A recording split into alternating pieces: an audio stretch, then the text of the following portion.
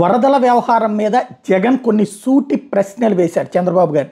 విజయవాడలో వరద వచ్చి 8 రోజులు గడుస్తున్న బాధితులకు ఇప్పటికీ దారి తెన్ను లేకుండా పోయింది. ఇంకా ఆకలి కేకలు వినిపిస్తూనే ఉన్నాయి.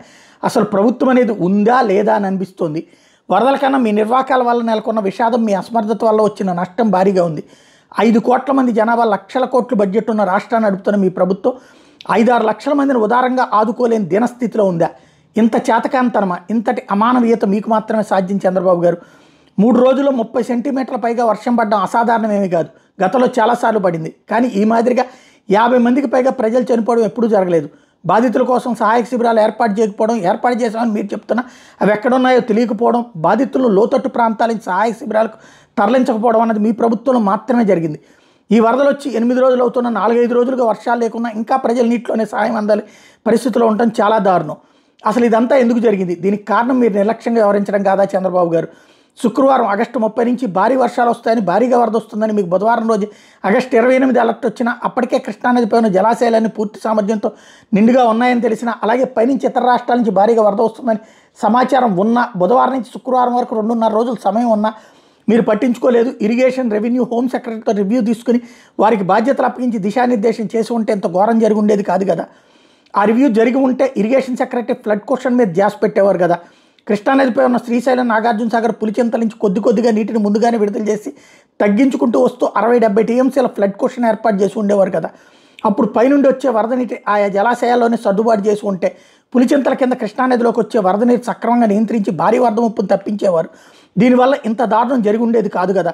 పైనుంచి వచ్చిన వరదను తగ్గించకపోవడం వల్ల కృష్ణానదిలో భారీ ప్రవాహానికి పులిచింతల దిగువ వరద కూడా తోడైంది. దీంతోపాటు బుడమేరు విషయంలో మీరు చేసే నిర్వాహకం వల్ల ఇంత విపత్తుకు దారితీసింది. అదేవిధంగా రెవెన్యూ సెక్రటరీ షెల్టర్ల ఏర్పాటు, నిరాశ్రయులకు వసతి కల్పనపై దృష్టి పెట్టేవాళ్ళు.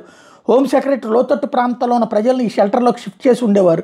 వీరంతా చీఫ్ సెక్రటరీ ఆధ్వర్యంలో కలెక్టర్లు, స్పెషల్ ఆఫీసర్లు, గ్రామ వార్డు సచివాలయ సిబ్బంది, వాలంటీర్లు ఉంటే వారితో కలిసి ముప్పుని చాలా సమర్థవంతంగా ప్రాణ నష్టం లేకుండా ఎదుర్కొనేవారు. కానీ ఇవేమీ జరగలేదు.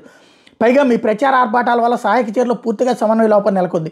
మీకు మీ కూటమి మంత్రి నాదేళ్లకు మధ్య జరిగిన సంభాషణ వైరల్ అయిన వీడియోనే దీనికి సాక్ష్యం. ట్రాక్టర్లు రాకపోవడం ఏంటి, 150 వాహనాలు మాత్రం ఉండడం ఏంటి, 80,000 కుటుంబాలకు సరుకులు ఇవ్వాలనుకుంటే తొలి రోజు 15,000 మందికి ఇవ్వలేకపోయినా స్వయంగా ముఖ్యమంత్రి స్థానంలో ఉండి మీరే బేలతనం చూపడం ఏంటి, వర్షాలాగి 5 రోజులైన తర్వాత కూడా మీరు ఎలాంటి పాలన చేస్తున్నారు, లక్షల ఉద్యోగులు ఉన్న యంత్రాంగం ఏమైపోయింది, ఇప్పటికీ ఇంటింటికి జల్లెడ పెట్టి ఎన్యూమరేషన్ చేసిన దాఖలాలు ఏవి కనిపించడం లేదు. మరి మీరు ఇచ్చిన సహాయం ఖచ్చితంగా వారికి ఎలా చేరుతుంది, ఎమర్జెన్సీ సేవలు ఎలా అందించగలుగుతారు, విపత్తుల సమయంలో అసమాన సేవలు అందించిన గ్రామ వార్డు సచివాలయాలు, వాలంటీర్ వ్యవస్థపై కక్ష పెంచుకుని వాటిని నిర్వీర్యం చేయడం వల్ల ఈ పర్యవసానాలు ఎదుర్కోవాల్సి వస్తుందన్నది వాస్తవం కాదా? బాధితులకు బియ్యం, పప్పు, నూనె తదితర సరుకులు ఇవ్వడం ఆంధ్రప్రదేశ్లో ఇదే తొలిసారి అన్నట్టుగా దాన్ని ఓ పెద్ద ప్యాకేజీకి చూపించి మీరు ప్రచారం చేసుకుంటున్న తీరు చూస్తుంటే ఆశ్చర్యం వేస్తుంది.